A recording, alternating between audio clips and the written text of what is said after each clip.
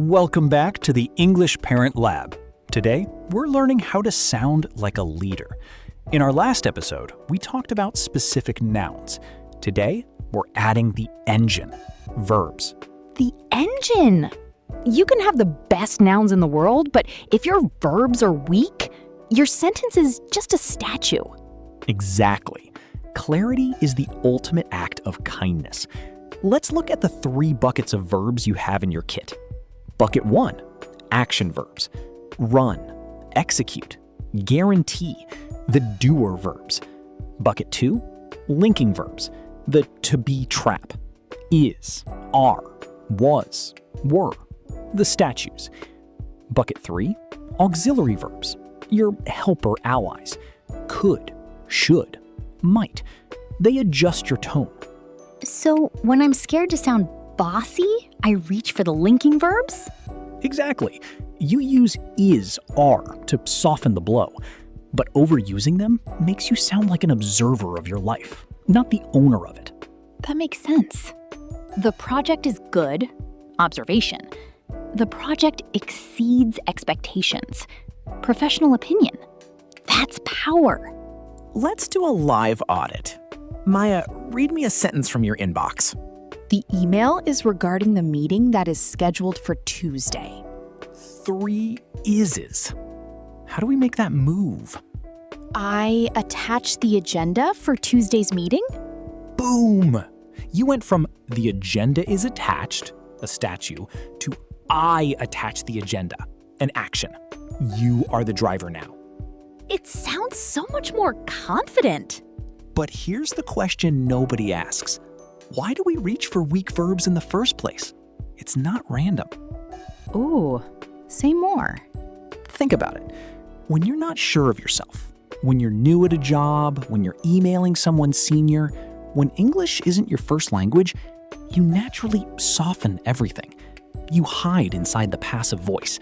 You let is carry the weight, so you don't have to. Oh, wow. That is deeply personal. Because I did that. I still do that sometimes. We all do. It's a psychological shield. Mistakes were made. Who made them? Nobody. Everybody. The sentence has no owner. That's the passive voice doing its job, protecting you from accountability. So weak verbs are sometimes intentional? Sometimes, yes. In politics, in corporate PR, in diplomatic emails, the passive voice is a tool. The decision has been reached. By whom? That's the point. You're not supposed to know. That is sneaky, but also genius. Knowing the game means you can play it intentionally, instead of hiding behind weak verbs out of fear. There's a difference between choosing softness and defaulting to it. So the goal isn't to eliminate all linking verbs. It's to be deliberate. Exactly. You're the editor of your own language. Use every verb on purpose. Let's get hands-on. This is what I call the Verb Upgrade Lab. I'm going to give you weak statue sentences, and we're going to muscle them up together. Maya, you ready? Ready. Let's go. Sentence 1. There are improvements that need to be made to the proposal. Oh, that's so limp. Nobody owns it. Okay, the proposal needs 3 revisions. No, wait, even better. I identified 3 revisions that will strengthen the proposal. Now you're in the sentence. You identified. You're showing your brain at work. That is a leader sentence. It feels more exposed, though.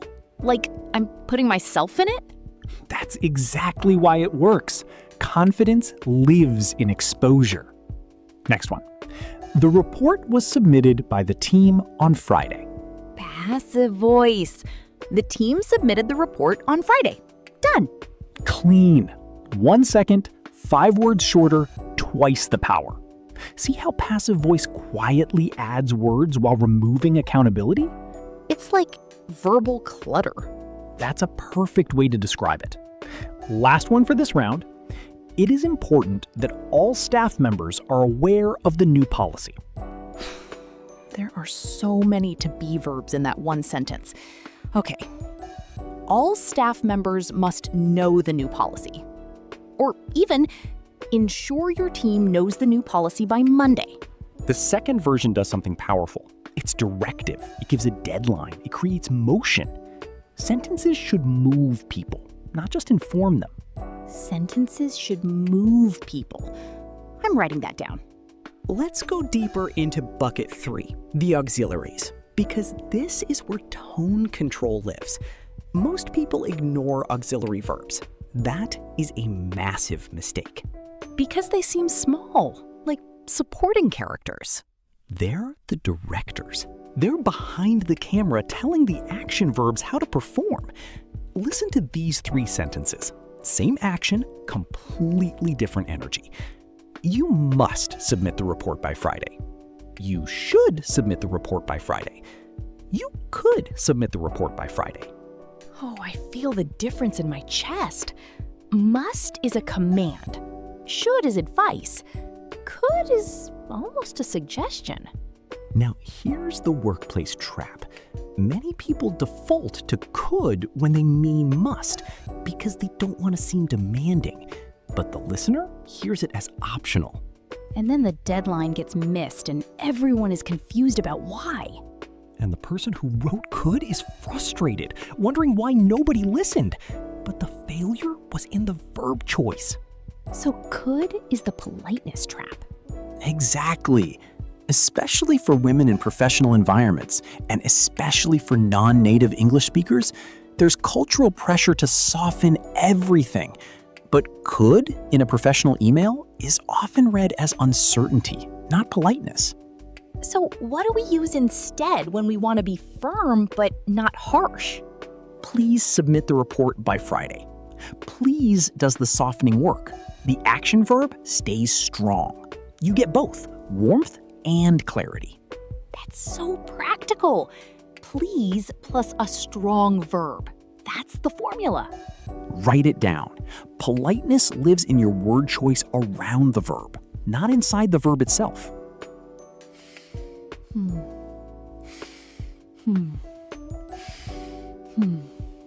Can we talk about tense? Because I feel like I get tangled up in when to use past versus present versus all of it. Yes, and tense is not just grammar.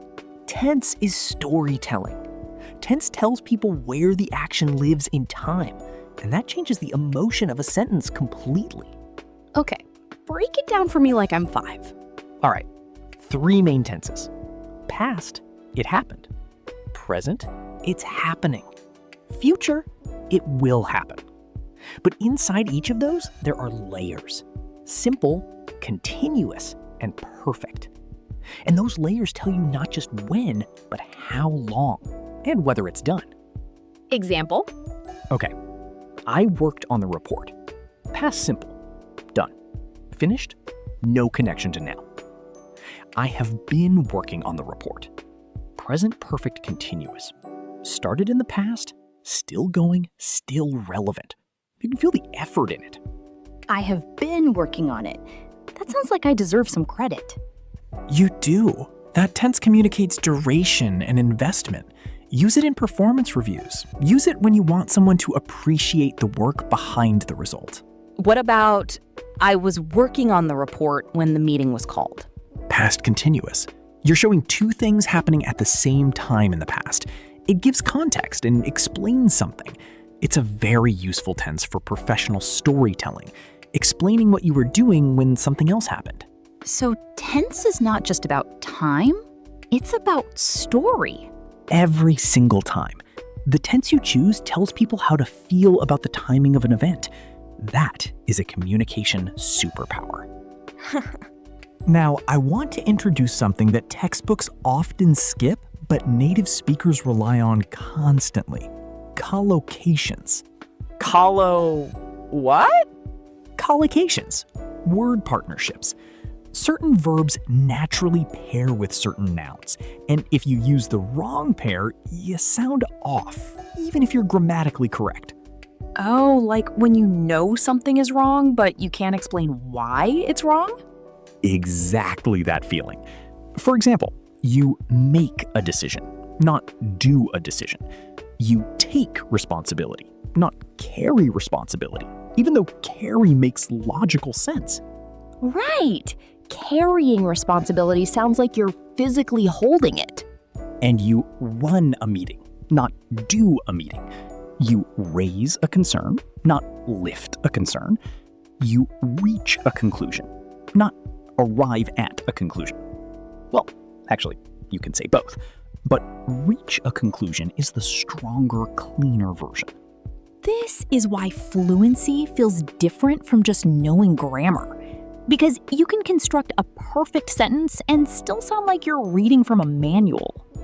Native fluency is 60% collocation. It's word chemistry. Certain words were made to go together, and English has thousands of these pairings. How do you learn them? Exposure and imitation. Read professional writing, articles, reports, business emails. When a phrase sounds natural and authoritative, mark it. Learn the verb-noun pair, not just the individual words. So instead of learning make as a general verb, learn make a decision, make progress, make an impression as complete phrases. Now you're thinking like a fluent speaker. The phrase is the unit, not the word. Before we wrap up, I need to check your bucket knowledge. Pop quiz, Maya. I'll give you a sentence. You tell me the verb type. Oh no, the hot seat. Hit me. Sentence 1. He should arrive by noon. That's auxiliary, because should is the helper word. Perfect. Sentence 2. She becomes the new project manager. Is that linking? It doesn't really do anything. It just connects her to the title. Exactly right. It's a statue. And finally, the team analyzed the data. Oh, that's easy. Action. It's the star of the show. You passed. Now, bonus round. I'm going to give you a weak sentence. You rewrite it using everything we learned today. Verb type, tense, collocation, all of it. Okay, I'm ready. There was a meeting that was held by the team regarding the issue that is ongoing. Okay, so passive voice, 3 linking verbs, vague noun, issue. Let me try. The team met on Thursday to resolve the client complaint. Oh, you did everything. You replaced passive with active.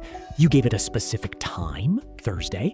You used resolve, a powerful action verb, and client complaint is the specific noun from our last episode. It all comes together. This is what mastery looks like. Not memorizing rules, connecting them. Language is a system, and once you see how the parts work together, you stop translating and start thinking in English. I'm in. I'm doing the action audit today. Listeners, find your is and ares and kick them out. Replace them with muscle. And here's your full homework assignment for this week. 3 levels. Level 1, the spotter. Go through 3 emails you sent this week. Highlight every is, are, was, and were. Count them. Just becoming aware is the first win.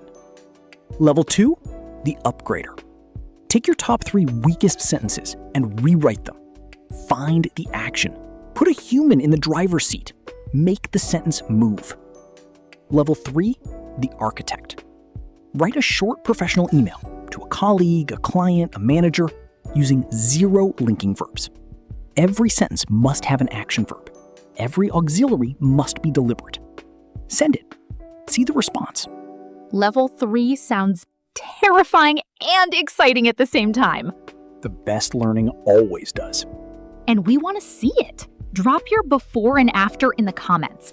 Give us your boring to-be sentence and the muscled-up version you replaced it with.